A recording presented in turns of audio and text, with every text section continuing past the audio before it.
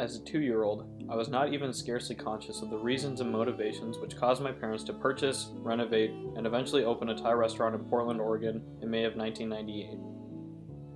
My mother immigrated from Thailand in the mid-1970s and became a U.S. citizen in the 1980s. She came to the United States after her mother had remarried and relocated in Portland. Her mother owned and operated one of the first genuine Thai restaurants in the city, which continued a family tradition which originated in Bangkok, Thailand. My mother's grandmother operated several restaurants in Bangkok, and sharing the gift of quality food had been a family tradition from that point onward. When my parents got married and started a family, my father was a general contractor, and the demands of the work required long days. This left my mother at home with 2 small children to raise, almost by herself. Despite this, she was always imagining returning to work in some sort of situation where she could be involved with her children. She concluded that combining her traditional roots in the food industry and my father's ability to renovate real estate could result in a situation that met all of her requirements. After looking for a small commercial storefront which she imagined herself selling just 1 or 2 items to go, she eventually became discouraged with that concept and was ready to relinquish the dream when her realtor called about a small Victorian house on a commercial street with the right zoning, which matched both her and my father's skill sets. The original idea was very different from what ended up happening here. She thought she could make pad thai and maybe 1 curry and do food to go out of a little commercial storefront. And so we spent several months looking with a realtor that we'd worked with in the past for that kind of a situation. And nothing came up. We looked and looked and looked, and we found some things, but they were in bad locations or just cost too much money. And they would have needed a commercial kitchen and all the things required to run a restaurant. They didn't have those things installed. So we started realizing we were gonna have to do a bunch of work one way or the other. So since I was kind of obsessed with Victorian houses and our realtor knew it, a day came along where he actually had the idea that this certain property would work for a restaurant. And it turned out to be the place we're sitting at right now.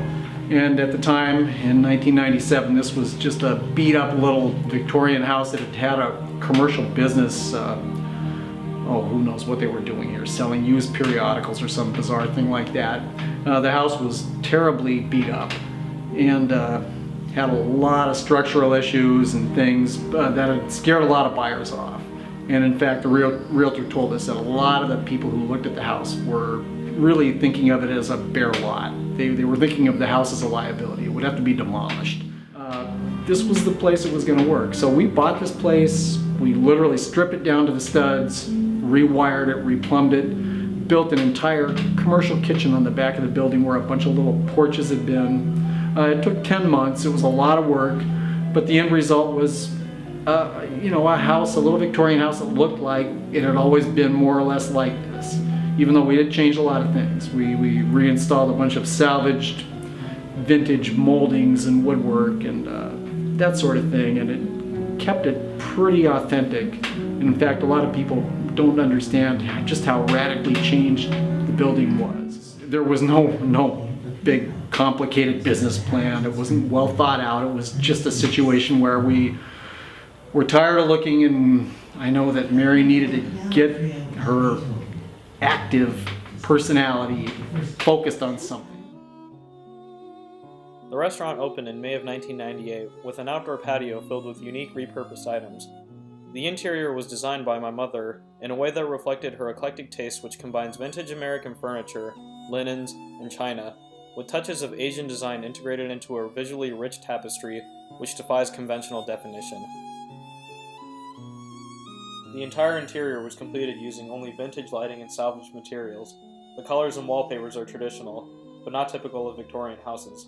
On the whole, it reflects my mother's complex personality. Her approach to cooking is similar, traditional, yet uniquely personal.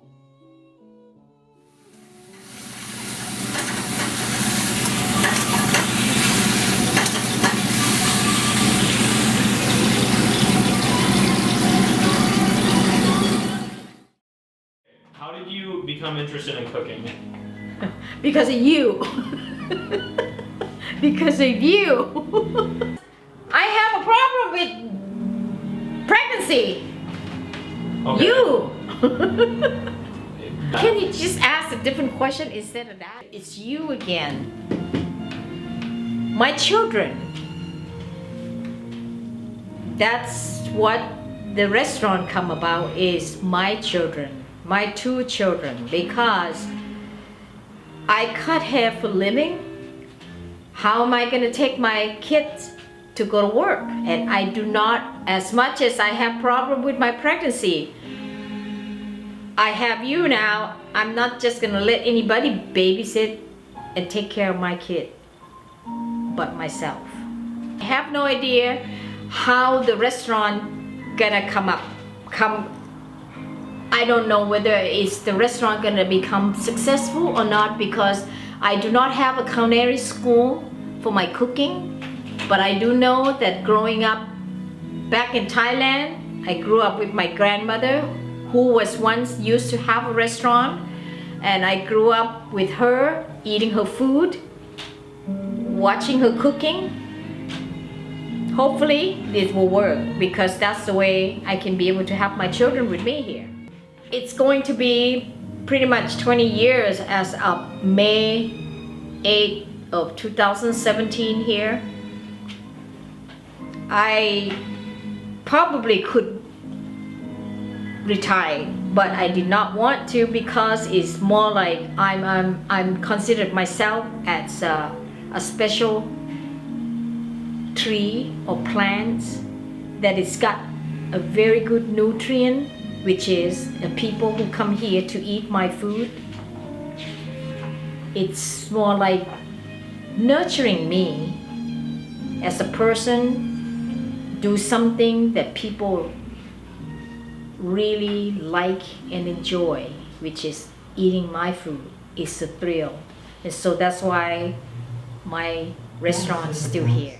I have a very small menu, and every night I would change a different curry, depends on what kind of curry I want, and I make only one curry because I'm the only one doing everything in the kitchen, cutting my vegetable, cooking my food. So I want everything to be fresh and good. So my menu is very small. Judging by online reviews of Khun Pic's Bahn Thai, the highly personal business venture has been quite successful. Word of mouth and internet reviews have been the only form of advertising for the restaurant. The positive feedback over the years has fueled my mother's desire to continue creating quality food in spite of the challenges of running a 2-person restaurant. For now, there is no definite retirement date, and the restaurant continues operating with only my mother and father as sole proprietors. Well, the odd thing that I enjoy the most is, prior to doing this business, I had a very, I would say, isolated or solitary kind of a life. Almost, I was like a one-man contracting business.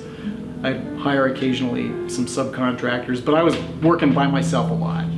And frankly, it was having 2 little kids and feeling like they were asleep in the morning when I got up, and they were asleep at night when I got home. I didn't see them awake doing things, and I was missing a lot. So that was a good fit. It was the personal connection, and that's also part of what this job is.